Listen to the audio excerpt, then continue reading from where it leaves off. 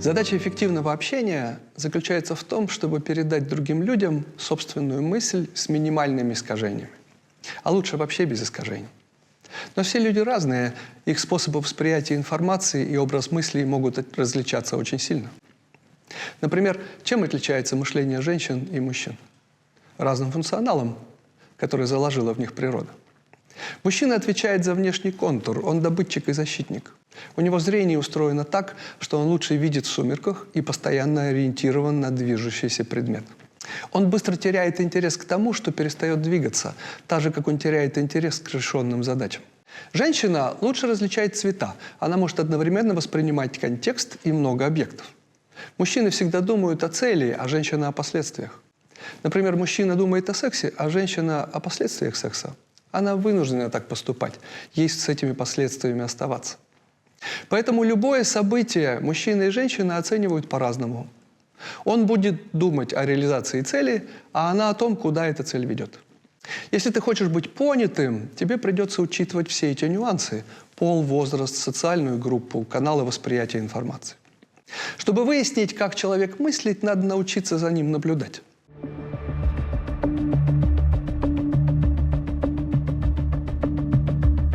В нашем мозге два полушария – правое и левое. Правое полушарие думает образами, а левое – знаками, символами. В процессе общения мы с собеседником обмениваемся мыслями, и для этого нам надо закодировать свою мысль в слово. Мысль возникает в правом полушарии, потом мы ее кодируем в слова в левом полушарии. Собеседник воспринимает слова снова в своем левом полушарии и декодирует их в образ в правом полушарии. Дальше он этот образ оценивает и выдает тебе какую-то реакцию. Как это выглядит на примере? Допустим, ты идешь по улице с другом или подругой, и тебе захотелось выпить кофе. В правом полушарии твоего мозга возникает образ: уютное кафе, чашка ароматного кофе на столе, круассаны. Ты кодируешь свое желание в следующую фразу: «Слушай, ужасно хочется выпить кофе, давай зайдем в кафе». Твой друг или подруга воспринимают эту фразу левым полушарием мозга, а потом декодируют твои слова в образ, который формируется в правом полушарии. В идеале там та же самая картина, тот же кофе, те же круассаны. А дальше мозг анализирует этот образ, принимает решение, как ответить на вопрос, который ты задал. Ответ будет зависеть от того, какие обстоятельства влияют на его выбор. Пошли, я тоже хочу кофе. Я не люблю кофе. Нет, мы и так опаздываем. И так далее. Такая система передачи информации, аналог-код, код-аналог, называется второй сигнальной системой. Раз есть вторая, значит есть и первая. Первая сигнальная система – аналог-аналог. Это когда мы пытаемся сформировать у собеседника конкретный образ, не прибегая к словам. Иногда мысль возникает в виде предощущения мысли. Наверняка у тебя бывает такое состояние, когда слово на языке вертится, а сказать не можешь. Человека помнишь, а имя его забыл. Я недавно был в гостях, и мы обсуждали выставку Энди Уорхола в Доме художника на Крымском валу. И у меня выпала из головы его фамилия. Мне достаточно было просто сказать: этот художник, американец, который Мерлин Монро нарисовал в разных цветах. Мой собеседник сразу ответил: я тоже не помню его фамилию, но понимаю, что ты имеешь в виду. Допустим, ты с другом или подругой находишься за границей, но не знаешь местного языка.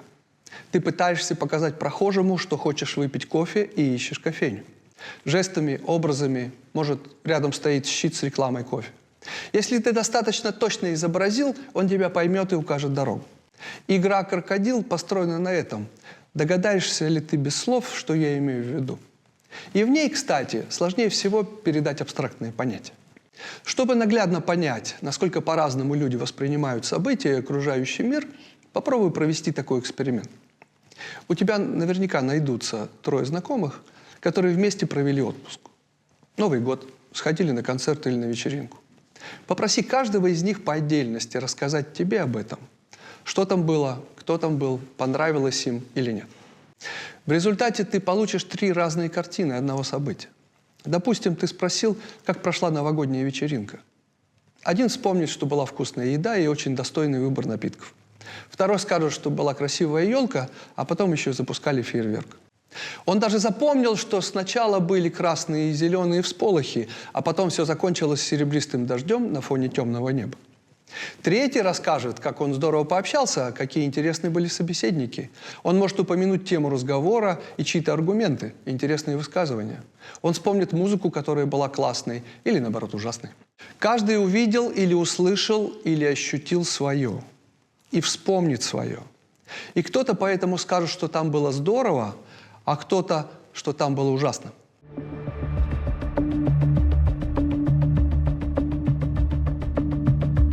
Наверняка у тебя вот такое было. Решил порезать колбасу и случайно ножом срезал часть кожи на пальце. Достаточно глубоко.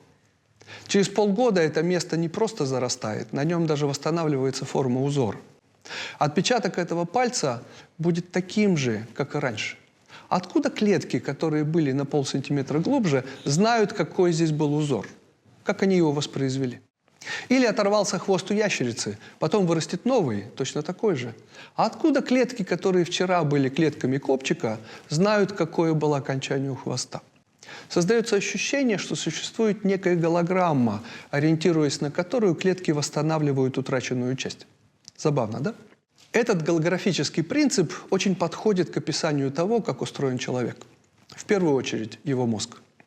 Когда мозг обдумывает какую-то мысль, работает весь мозг, а не какая-то его часть.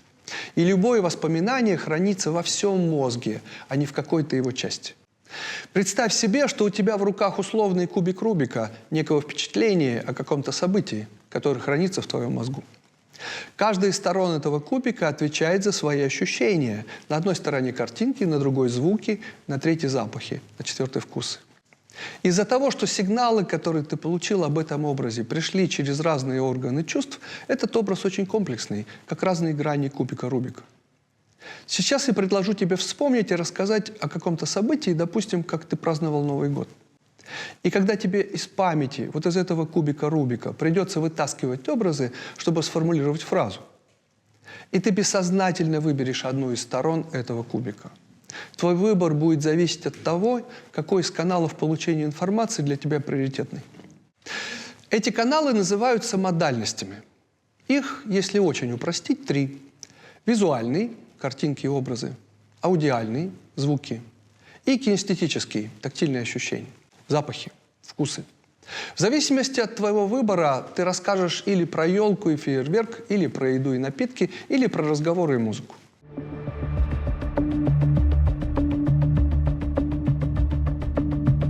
Во-первых, есть такие слова, по которым можно определить модальность мышления человека в данный момент.